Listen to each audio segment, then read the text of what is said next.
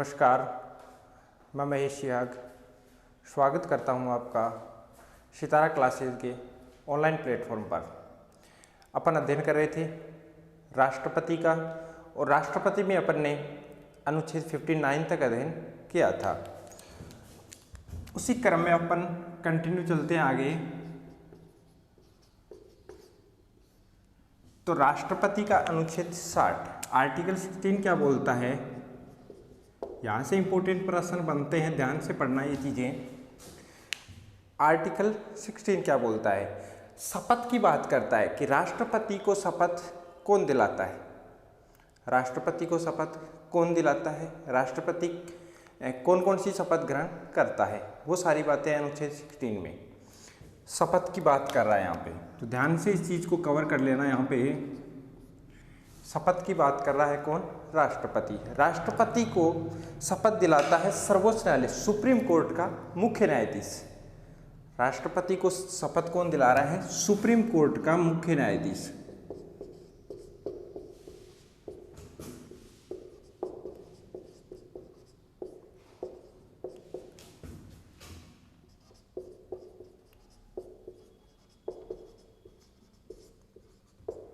Supreme court का मुख्य न्यायाधीश राष्ट्रपति को शपथ दिलाता है। अब मान लो उस समय जब राष्ट्रपति शपथ ले रहा है, उस समय सुप्रीम कोर्ट का मुख्य न्यायाधीश उपस्थित नहीं है, तो इस स्थिति में डायरेक्ट पर्सन यहाँ से ये पूछा जाता है, राष्ट्रपति को शपथ कौन दिलाता है, सुप्रीम कोर्ट का मुख्य न्यायाधीश। अब वो उपस्थित नहीं है, तो उस समय जो अन्य न्यायाधीश हैं उनमें जो सबसे वरिष्ठ है वो या उसके समक्ष राष्ट्रपति अपनी शपथ ग्रहण करता है। तो दूसरी कंडीशन अगर पूछता है कि अगर ये उपस्थित नहीं है मुख्य न्यायाधीश, तो कौन दिलाएगा, कोई अन्य वरिष्ठ न्यायाधीश शपथ दिलाएगा।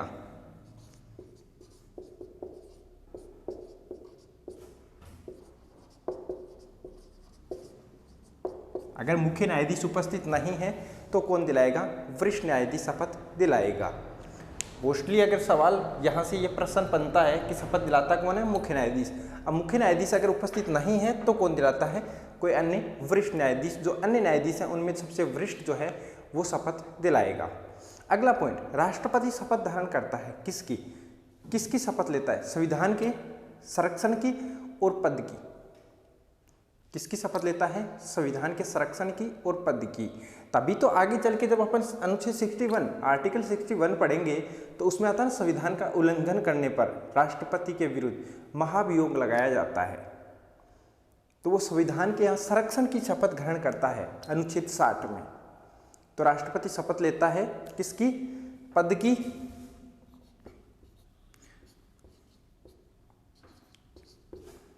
एवं संविधान के संरक्षण की।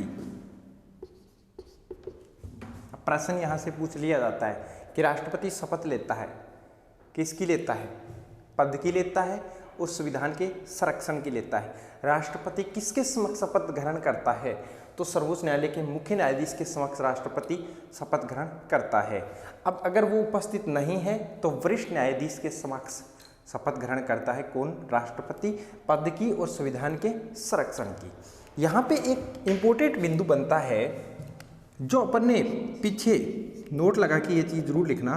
पीछे अनुसूची नंबर 3 पढ़ी थी, अनुसूची नंबर 3 पढ़ी थी, उसमें आपको पता होगा कि शपथ की बात की गई है, शपथ की बात की गई है, लेकिन वहाँ पे राष्ट्रपति के शपथ की बात नहीं है। राष्ट्रपति के शपथ की बात नहीं है। राष्ट्रपति के शपथ की बात संविधान के अनुच्छेद 60 में ही निहित है, या राष्ट्रपति के शपथ का जो प्रारूप है, राष्ट्रपति के शपथ का जो प्रारूप है वो किस अनुच्छेद में है, अनुच्छेद 60 में है, ना कि अनुसूची नंबर 3 में है। तो इस चीज़ का भी आप जरूर ध्यान रखना कि आपके सामने प्रश्न आता है कि राष्ट्रपति की शपथ का प्रारूप अनुसूची नंबर 3 में है, बिल्कुल नहीं है। अनुसूची नंबर 3 में नहीं होके और कहाँ है, अनुच्छेद नंबर 60 में है राष्ट्रपति के शपथ का प्रारूप। तो इस चीज़ का ध्यान रखना कि राष्ट्रपति के शपथ का प्रारूप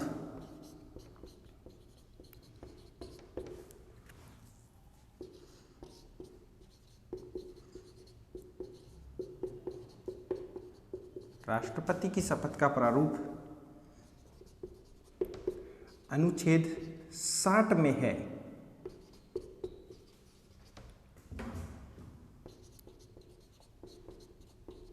अनुसूची 3 में नहीं। ये चीज़ आप जरूर नोट कर लेना, क्योंकि यहाँ से प्रश्न पूछते हैं। अपन शपथ की बात करते हैं अनुसूचियों में, तो वहाँ पे आपके पास अनुसूची नंबर 3 आती है, उसमें शपथ की बात तो करता है, लेकिन जब बात करता है राष्ट्रपति के शपथ के प्रारूप की, तो वो अनुसूची नंबर 3 में नहीं है। वो कहाँ है? आर्टिकल 16 में दी गई है। तो उम्मीद करता हूँ अनुच्छेद 60 में किसी भी प्रकार की कोई प्रॉब्लम नहीं होगी। राष्ट्रपति के शपथ की बात करता है। राष्ट्रपति को शपथ दिलाता कौन है? सर्वोच्च न्यायालय का मुख्य न्यायाधीश। अगर वो उपस्थित नहीं है तो कोई अन्य वरिष्ठ न्यायाधीश दिलाएगा। अब वो शपथ लेता किसकी है? संविधान के संरक्षण की, और पद की शपथ ग्रहण करता है राष्ट्रपति। राष्ट्रपति की शपथ का प्रारूप अनुसूची 3 में नहीं है, वो अनुच्छेद 60 में दिया गया है। ये चीज़ आप जरूर ध्यान रखना। चलते हैं आगे, इन चीज़ों को आप नोट जरूर कर लेना। बार बार इन चीज़ों को जब आप पढ़ोगे तो यहाँ से जो प्रश्न बनेंगे, चाहे लैंग्वेज के प्रश्न बनाओ, अच्छे से अच्छे प्रश्न बनेंगे, वो प्रश्न भी आप यहाँ से कवर कर पाओगे। चलते हैं आगे। अनुच्छेद 61 बेहद ही इम्पोर्टेंट, बहुत ज़्यादा इम्पोर्टेंट है अनुच्छेद 61। 61 से हर बार एक प्रश्न पूछा जाता है हर एग्जाम में। अगर राष्ट्रपति टॉपिक है किसी एग्जाम में, आपके सिलेबस में राष्ट्रपति टॉपिक दिया है, तो वहाँ से अनुच्छेद 61 से तो 100% प्रश्न पूछा जाएगा। ऐसा क्या इम्पोर्टेंट है इसमें, देखना। अनुच्छेद 61 आर्टिकल 61 में क्या है? इसमें है महाभियोग। इस चीज़ को आज बिल्कुल आप ध्यान से धीरे धीरे पढ़ना। आज इस चीज़ को अपन कवर करेंगे। महाभियोग, महाभियोग क्या होता है? सबसे पहले महाभियोग लिया कहाँ से है? महाभियोग कहाँ से लिया गया है? तो इस चीज़ का ध्यान रखना। महाभियोग मैंने पहले ही बताया आपको, जब अपन ने विदेशी स्रोत किए थे तब भी अपन ने देखा था कि भारतीय संविधान में कौन कौन से स्रोत कहाँ कहाँ से मिलाए गए हैं। तब भी मैंने बताया था कि महाभियोग कहाँ से लिया गया है? अमेरिका से। कहाँ से? अमेरिका से। राष्ट्रपति को हटाने की एकमात्र जो विधि होती है उसको क्या बोलते हैं? महाभियोग बोलते हैं। क्या बोलते हैं? महाभियोग बोलते हैं। पहले इसको सीधी भाषा में, सरल भाषा में मैं समझाने की कोशिश करता हूँ आपको। अगर पॉसिबल हो तो मैं एक लाइन लिख रहा हूँ, उसको आप याद रखना। अनुच्छेद 61 1/4 चौगदा 2/3 बराबर 5। ये क्या है सर? इस चीज़ को बिल्कुल ध्यान से समझना। इस लाइन में पूरा महाभियोग आ चुका है, पूरा का पूरा महाभियोग आ चुका है। स्टेप टू स्टेप भी समझाऊंगा पूरी चीज़ें। आप नोट करना चाहोगे तो नोट्स के रूप में भी मैं लिखाऊंगा, लेकिन आप यहाँ से इस चीज़ को पहले कवर कर लो। ये चीज़ अगर समझ में आ गई तो थ्योरी पढ़ने की ज़रूरत नहीं पड़ेगी आपको। क्या? 61 1/4 चौगदा 2/3 और 5। ये क्या है? ये क्या है? पहले तो बराबर में ये जो 5 आया है वो कैसे आया? देखना ये कैसे आता है। ये जो मैंने संख्याएं लिखी हैं, कहीं ना कहीं इनका योग या घटाव क्या होता है? 5 होता है।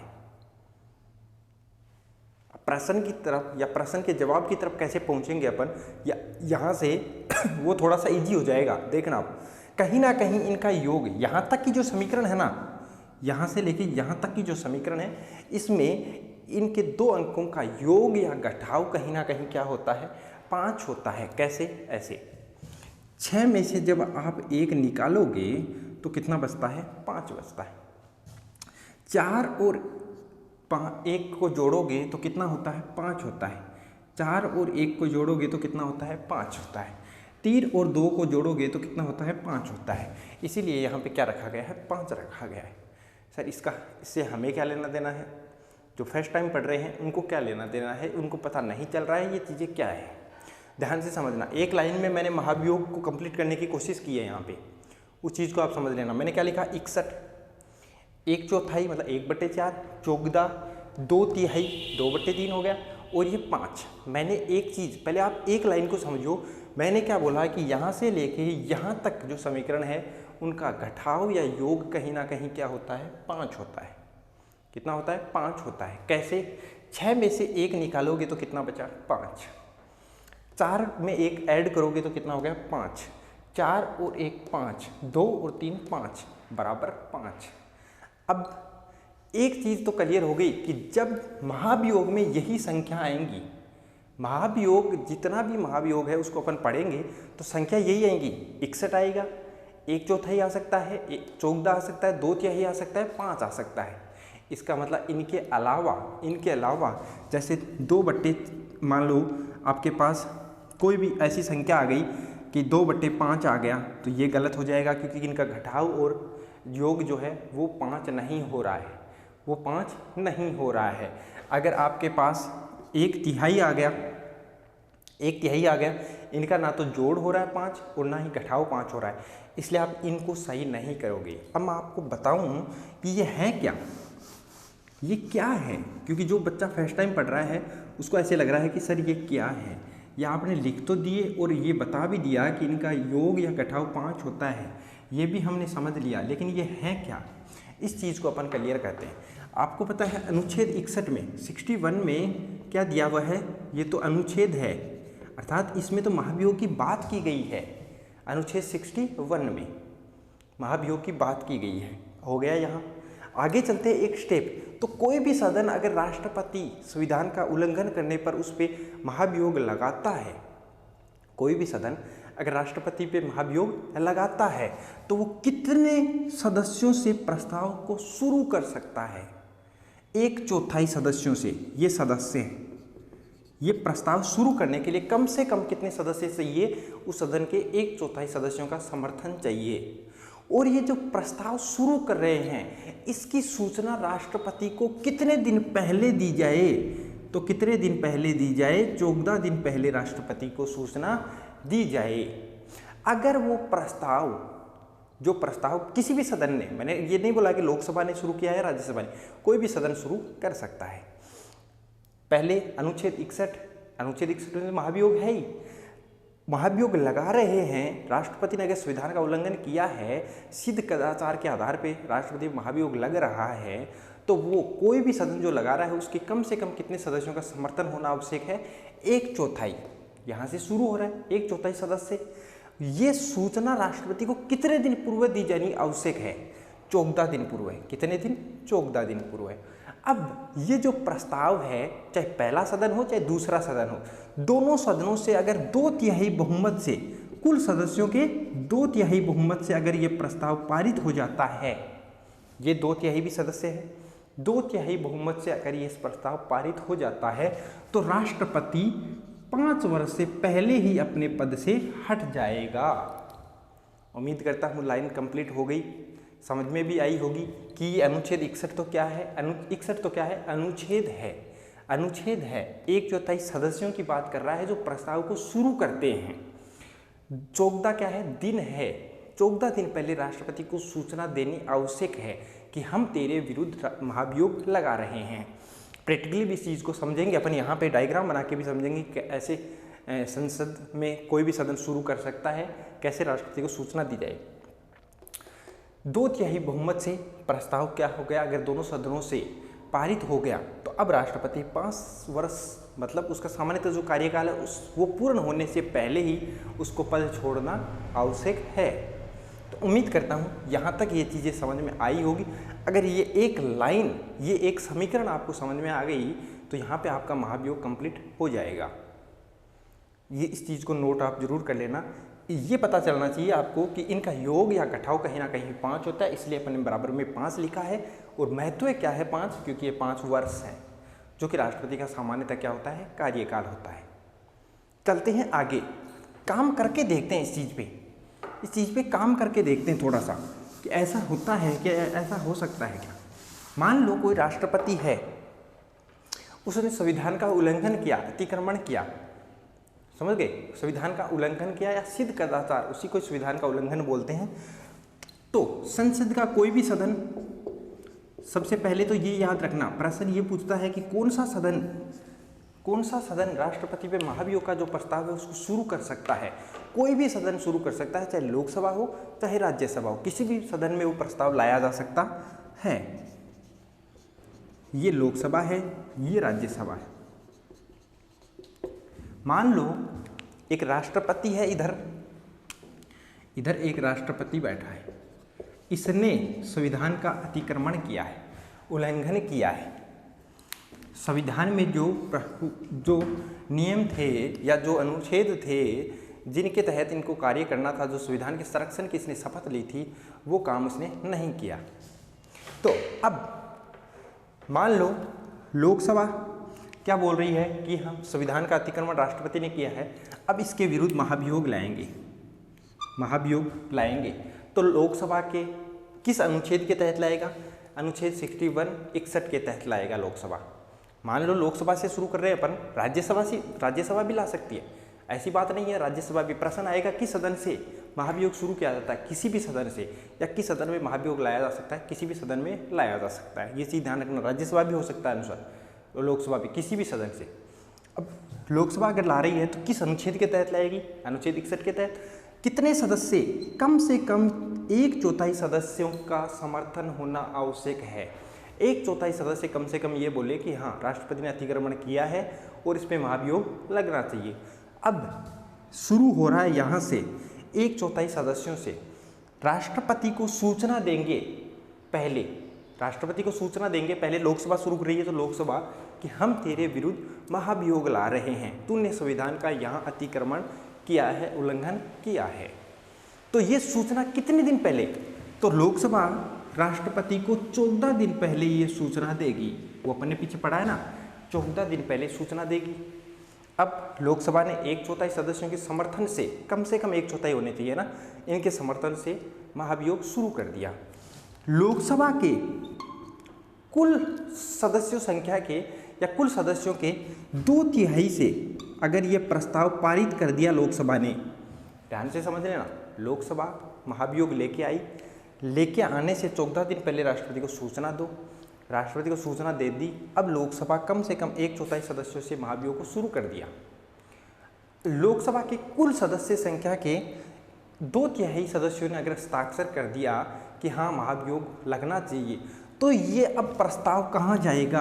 अब ये प्रस्ताव जाएगा दूसरे सदन के पास, अर्थात राज्यसभा ने शुरू किया है तो लोकसभा के पास जाएगा, और लोकसभा ने शुरू किया है तो राज्यसभा के पास जाएगा। दूसरे सदन राज्यसभा के पास पहुंच गया। राज्यसभा जो भी राष्ट्रपति पे लोकसभा ने आरोप लगाए हैं उनकी क्या करेगी? जांच करेगा। कौन? राज्यसभा जांच करेगी। राज्यसभा राष्ट्रपति पे लगे आरोपों की जांच करेगी, और इस दूसरे सदन में राष्ट्रपति स्वयं या अपने किसी प्रतिनिधि को भेज के अपनी जो बात है वो रखवा सकता है कि मैंने ऐसा किया है या नहीं किया है। दूसरे सदन में राष्ट्रपति स्वयं आ सकता है या अपने किसी दूसरे व्यक्ति को भेज के यहाँ पे अपनी बात को रखवा सकता है।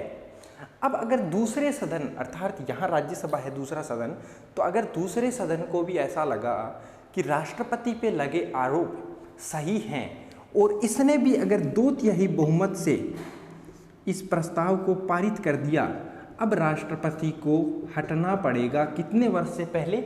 उसका जो सामान्य कार्यकाल है 5 वर्ष, उसको अपन मानते हैं, तो 5 वर्ष से पहले ही उसे पद छोड़ना होगा।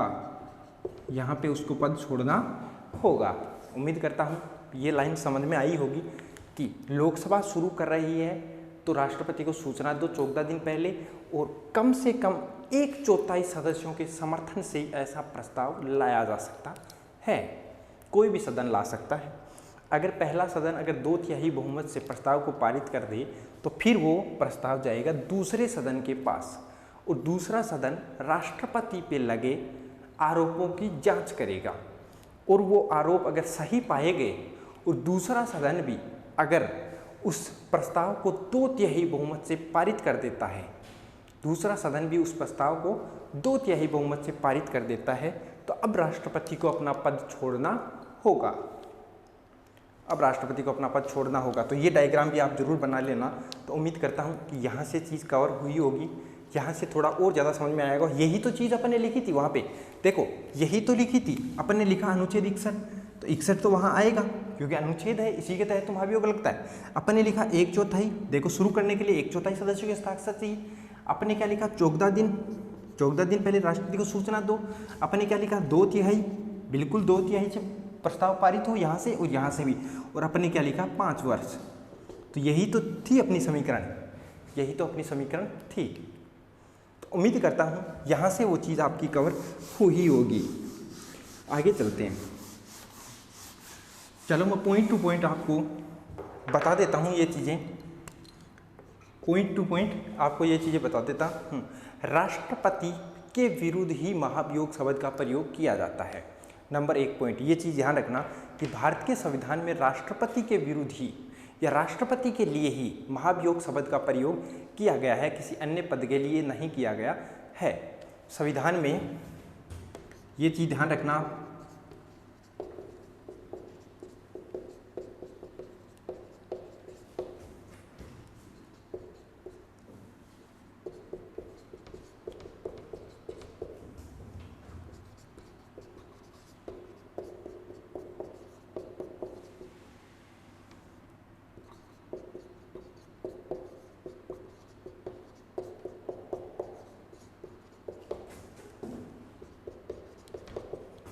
अपन बोलते हैं कई बार कि सर्वोच्च न्यायालय के मुख्य न्यायाधीश को हटाना है, सर्वोच्च न्यायालय के न्यायाधीशों को हटाना है, तो किस विधि का प्रयोग करेंगे? महाभियोग। बिल्कुल नहीं, महाभियोग शब्द का प्रयोग केवल और केवल किसके विरुद्ध किया जाता है?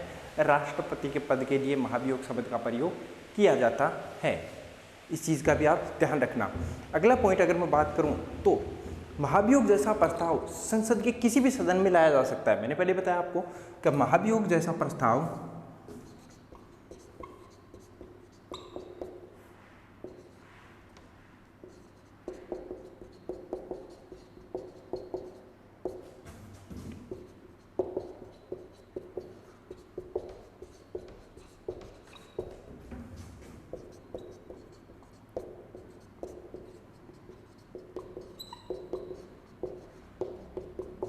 किसी भी सदन में, चाहे वो लोकसभा हो चाहे वो राज्यसभा हो, किसी भी सदन में महाभियोग जैसा प्रस्ताव लाया जा सकता है या महाभियोग किसी भी सदन से शुरू किया जा सकता है।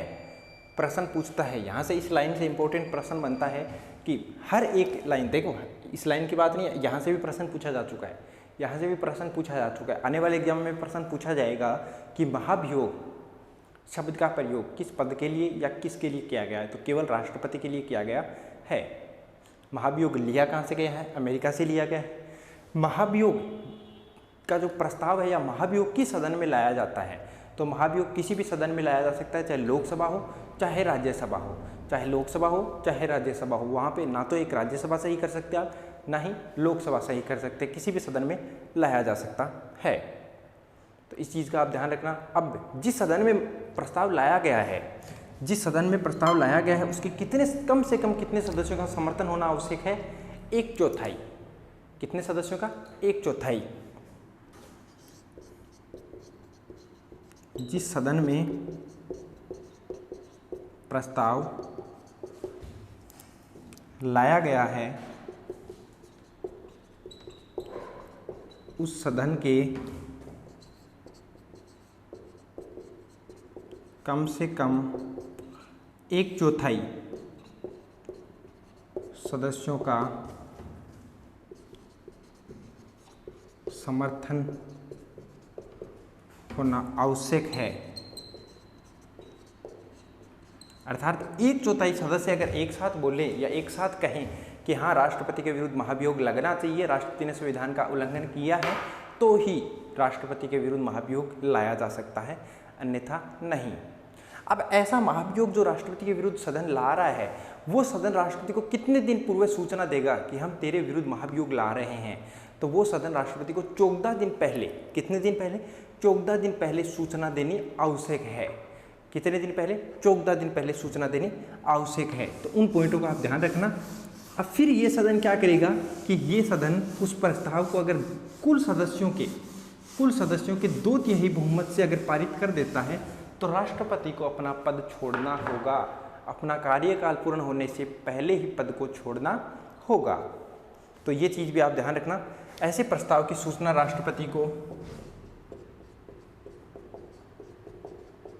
ऐसे प्रस्ताव की सूचना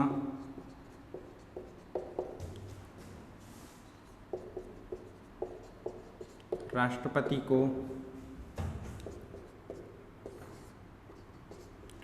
14 दिन पहले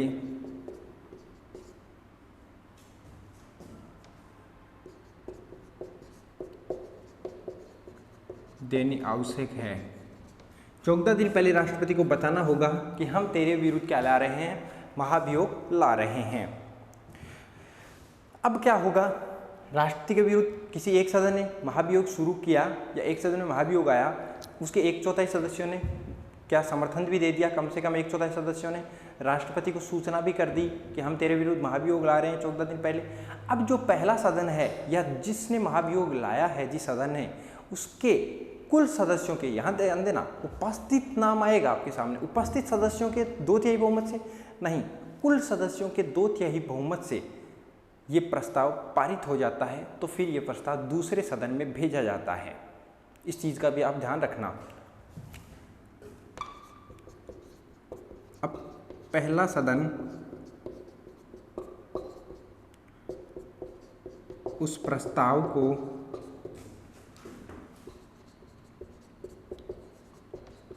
अपने कुल सदस्यों के 2/3 बहुमत से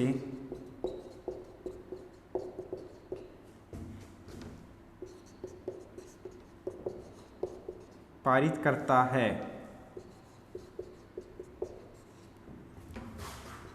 तो अब उस प्रस्ताव को दूसरे सदन में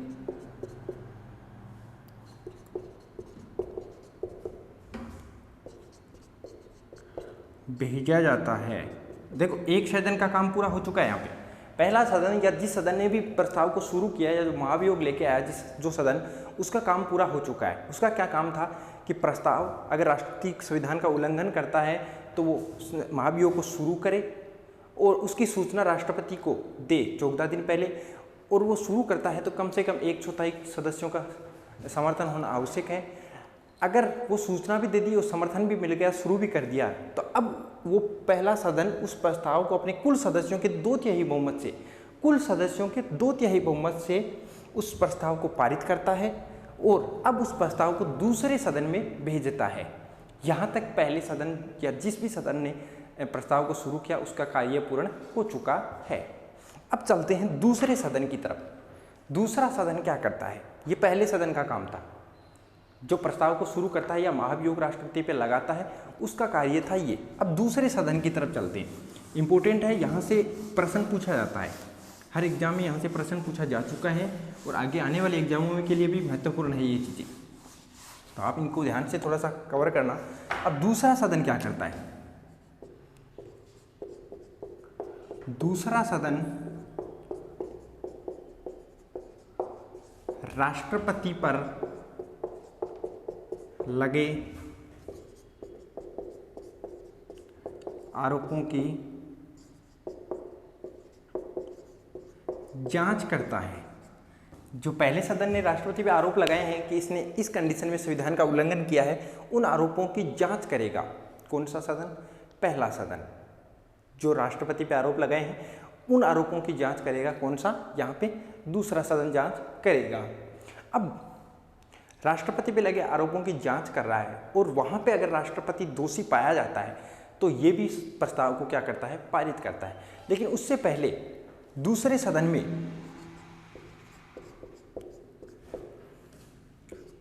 सदन में राष्ट्रपति स्वयं या अपने किसी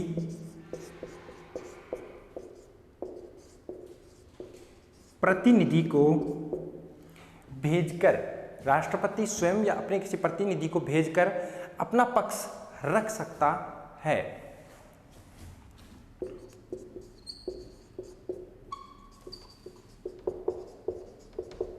अपना पक्ष रख सकता है। अब समझना, दूसरा सदन पहले तो क्या करेगा कि जो पहले सदन ने आरोप लगाए राष्ट्रपति पे उनकी जांच करेगा और उसी समय दूसरे सदन में राष्ट्रपति स्वयं आके या अपने किसी व्यक्ति को भेज के वहाँ पे अपना पक्ष रखवा सकता है, अपनी राय रखवा सकता है कि ये आरोप जो लगाए हैं ये सही हैं या नहीं। लेकिन इसकी जांच कर रहा है कौन? दूसरा सदन। अब दूसरे सदन जो जांच करता है, अगर उसमें राष्ट्रपति दोषी पाया जाता है उसमें भी अगर राष्ट्रपति दोषी पाया जाता है और दूसरा सदन भी अपने कुल सदस्यों के 2/3 बहुमत से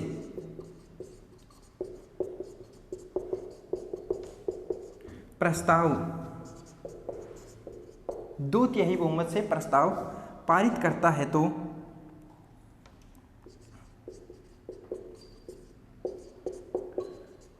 अब राष्ट्रपति को अपना पद छोड़ना होगा। अर्थात दूसरा सदन भी अगर उस प्रस्ताव को पारित कर देता है तो राष्ट्रपति को अपना पद छोड़ना होगा।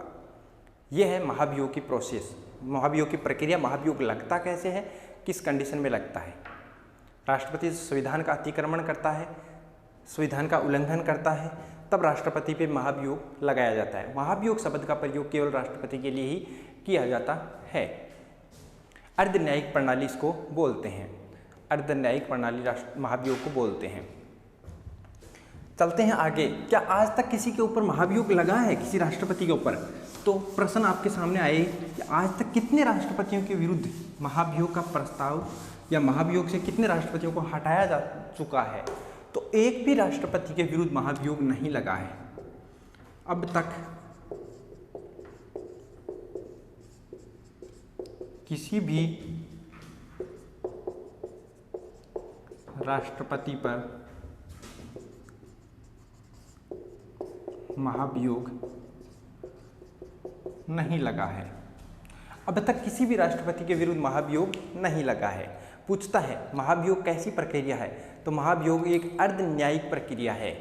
महाभियोग एक अर्धन्यायिक प्रक्रिया है।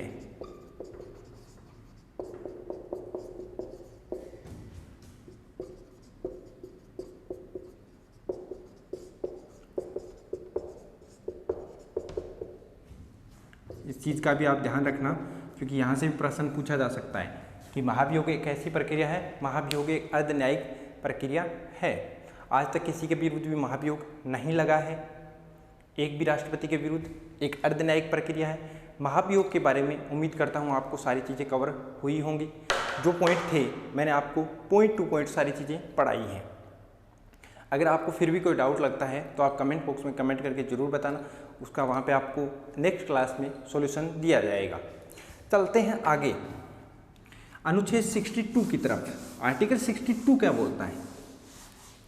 आज इस क्लास में अपन आर्टिकल जो हैं, राष्ट्रपति के अनुच्छेद जो हैं, उनको कंप्लीट करने की कोशिश करते हैं कि नेक्स्ट क्लास में आज तक बने जो राष्ट्रपति हैं वो पढ़ाया जाएगा आपको। 62 क्या बोलता है? आकस्मिक पद की रिक्ति की दशा में या स्थिति में क्या करते हैं? राष्ट्रपति का पद अगर अचानक रिक्त हो चुका है तो क्या करते हैं? आकस्मिक पद की रिक्ति की दशा।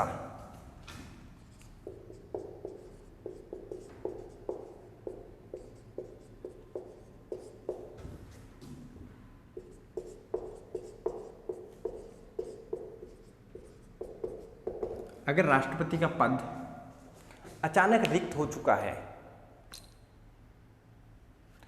राष्ट्रपति का पद अचानक रिक्त हो चुका है तो अब क्या करते हैं? पहले तो ये समझना है आपको कि राष्ट्रपति का पद अचानक रिक्त हो कब सकता है, किस किस कंडीशन में अचानक रिक्त हो सकता है। अचानक राष्ट्रपति का पद है वो रिक्त हो सकता है। आकस्मिक रिक्ति किस किस कंडीशन में हो सकती है?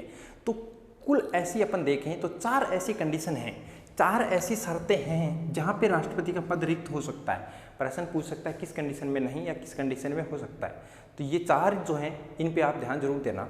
पहला, अगर कोई व्यक्ति राष्ट्रपति है, अगर उसकी मृत्यु हो जाती है तो राष्ट्रपति का पद अचानक रिक्त होता है। दूसरा, अगर वो त्यागपत्र दे देता है। तीसरा, महाभियोग जो अपने अभी बात की है तब भी राष्ट्रपति का पद अचानक रिक्त हो जाता है। और चौथा जो सबसे इम्पोर्टेंट है, न्यायालय या सर्वोच्च न्यायालय अगर राष्ट्रपति का चुनाव अवैध घोषित कर देता है तब।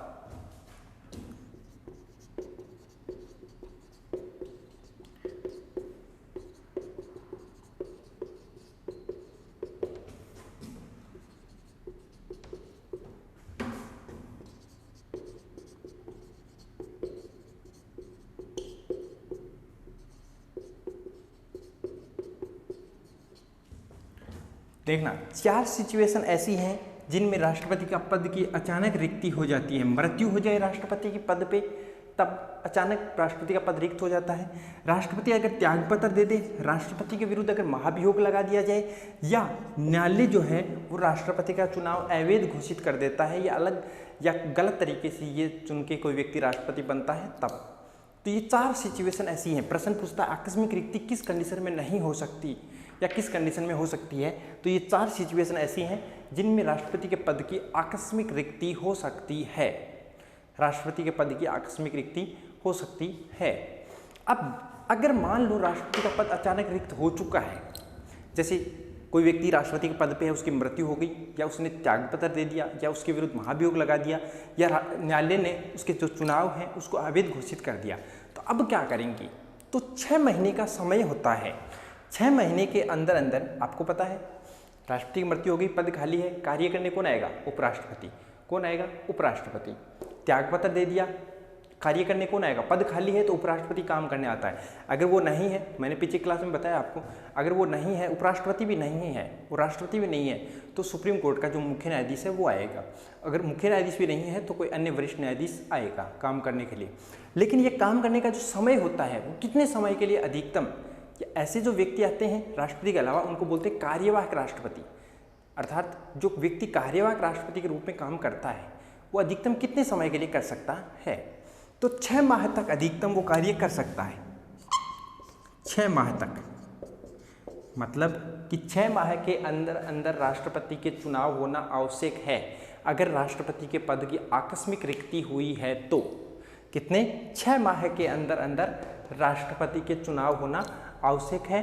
अगर राष्ट्रपति के पद की आकस्मिक रिक्ति हुई है, अर्थात राष्ट्रपति की मृत्यु हुई है, तो नए राष्ट्रपति का चुनाव 6 महीने के अंदर अंदर होना आवश्यक है। त्यागपत्र दिया है तब भी, महाभियोग है तब भी, और अवैध घोषित हुए हैं चुनाव न्यायालय द्वारा तब भी 6 माह के अंदर अंदर उनका चुनाव, राष्ट्रपति पद के लिए चुनाव होना आवश्यक है। अब एक सिचुएशन इसमें और होती है, वो क्या है? जैसे आपने देखा होगा एमएलए, कोई एमएलए है, एक एमएलए है, किसी भी राज्य की विधानसभा में वो चुना जा चुका है, कोई व्यक्ति है, अगर वो व्यक्ति किसी राज्य की विधानसभा में चुना जा चुका है, अर्थात एमएलए है वो, अब लोकसभा के चुनाव होने हैं कुछ समय बाद में, अब वही व्यक्ति लोकसभा का चुनाव लड़ता है और वो लोकसभा में चुना जा चुका है, तो अब 2 जगह तो एक साथ कार्य नहीं कर सकता, या तो वो एमएलए रहे या वो लोकसभा का सदस्य एमपी रहे। अब लोकसभा में अगर वो रहना चाहता है तो एमएलए की पोस्ट खाली हो जाएगी। अब पोस्ट खाली हो जाएगी तो यहाँ पे दूसरा एमएलए का चुनाव होगा, अर्थात दूसरे व्यक्ति का जो चुनाव होगा उसे क्या बोलते हैं? उपचुनाव। क्या बोलते हैं? उपचुनाव। अब ये उपचुनाव में जो व्यक्ति जीतता है वो कितने समय तक इस पोस्ट पे रहेगा? वो शेष समय तक इस पोस्ट पे रहेगा। मान लो कि पहले यहाँ पे ए बैठा था, पहले यहाँ पे ए बैठा था एमएलए की पोस्ट पे, अब ए तो कहाँ चला गया? लोकसभा में चला गया चुनाव जीत के। अब ए जहाँ बैठा था एमएलए की पोस्ट पे, ये पोस्ट खाली हो गई। अब यहाँ जो चुनाव होंगे इस पोस्ट के लिए या इस पद के लिए या इस सीट के लिए जो चुनाव होंगे उन्हें क्या बोलते हैं? उपचुनाव। और उपचुनाव में मान लो जीत के आया है यहाँ पे बी। कौन जीत के आया है? बी जीत के आया है। अब ये बी कितने समय तक रहेगा एमएलए के इस पद पे या इस पोस्ट पे या इस सीट पे कितने समय तक रहेगा? ये रहेगा शेष समय के लिए। कितने समय के लिए? शेष। ए मान लो 2 वर्ष तक यहाँ रह के गया है और एमएलए का सामान्यतः कार्यकाल 5 वर्ष होता है, तो ये यहाँ 3 वर्ष तक रहेगा। एमएलए ये ए अगर 1 साल तक रह के गया है तो ये 4 साल तक रहेगा, ये अगर 4 साल रह के गया है तो ये 1 साल रहेगा शेष समय के लिए। सर इस बात से राष्ट्रपति का क्या लेना देना है? बिल्कुल है। यही बात मैं समझा रहा हूँ कि राष्ट्रपति अगर कोई था और उसकी मृत्यु हो गई, उसकी जगह जो 6 महीने में अपन ने बात की कि चुनाव होने आवश्यक है, चुनाव हो चुके हैं और एक व्यक्ति जीत के आ चुका है, अब वो कितने समय तक पद पे रहेगा या राष्ट्रपति रहेगा? तो वो पूरे 5 वर्ष तक रहेगा। ऐसा नहीं कि ये शेष समय तक रह रहा है एमएलए तो वो भी शेष समय तक, नहीं, ये संपूर्ण या पूरे 5 वर्ष तक रहेगा। 5 वर्ष तक रहेगा। इस चीज़ का बिल्कुल ध्यान रखना, ये शेष समय तक नहीं रहेगा। या आकस्मिक रिक्ति के समय जो व्यक्ति राष्ट्रपति चुन के आता है या राष्ट्रपति बन के आता है, ये इनकी बात नहीं कर रहा हूँ मैं, जो कार्यवाहक हैं, उपराष्ट्रपति, मुख्य न्यायाधीश, उनकी बात नहीं कर रहा हूँ। जो 6 महीने में अपने चुनाव की बात की है कि चुनाव होने आवश्यक है, इन 6 महीने में चुनाव जीत के जो आया राष्ट्रपति पद के लिए वो कितने समय तक रहेगा? पूरे 5 वर्ष तक रहेगा। अर्थात नया बना राष्ट्रपति संपूर्ण या पूरे 5 वर्ष तक राष्ट्रपति रहेगा। उम्मीद करता हूँ अनुच्छेद अपने 60, 61 और 62 जो पढ़े हैं आपको समझ में आए होंगे। समझ में आए हैं तो क्लास को लाइक करना, अपने दोस्तों के पास भी इसको शेयर जरूर करना, और अगर किसी में भी आपको कोई थोड़ा सा भी डाउट लगे तो आप कमेंट बॉक्स में कमेंट करके हमें जरूर बताना, ताकि अपन नेक्स्ट क्लास में इसकी चर्चा जरूर कर सकें। ठीक है, थैंक यू, धन्यवाद। मिलते हैं नेक्स्ट क्लास में।